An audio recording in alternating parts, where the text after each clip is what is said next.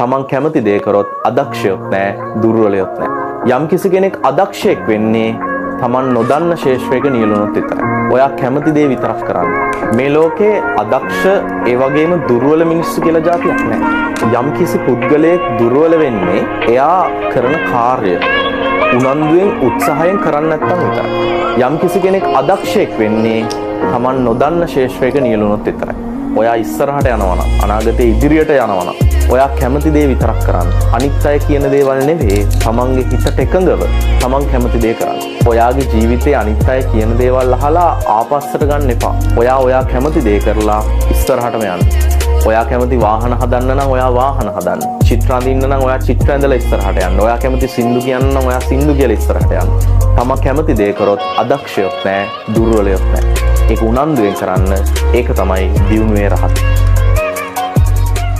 තමන් කැමති දේ කරොත් අදක්ෂයොත් නැහැ, දුර්වලයොත් නැහැ. යම් කිසි කෙනෙක් අදක්ෂයෙක් වෙන්නේ තමන් නොදන්න ශේෂ්ත්‍රයක නියැලුණොත් විතරයි. ඔයා කැමති දේ විතරක් කරන්න. මේ ලෝකේ අදක්ෂ ඒ වගේම දුර්වල මිනිස්සු කියලා જાතියක් නැහැ. යම් කිසි පුද්ගලයෙක් දුර්වල වෙන්නේ එයා කරන කාර්ය උනන්දුවෙන් උත්සාහයෙන් කරන්නේ නැත්නම් විතරයි. යම් කිසි කෙනෙක් අදක්ෂයෙක් වෙන්නේ තමන් නොදන්න ශේෂ්ත්‍රයක නියැලුණොත් විතරයි. ඔයා ඉස්සරහට යනවා නම්, අනාගතේ ඉදිරියට යනවා නම් ඔයා කැමති දේ විතරක් කරන්න. අනිත් අය කියන දේවල් නෙවෙයි, තමන්ගේ හිතට එකඟව තමන් කැමති දේ කරන්න. ඔයාගේ ජීවිතේ අනිත් අය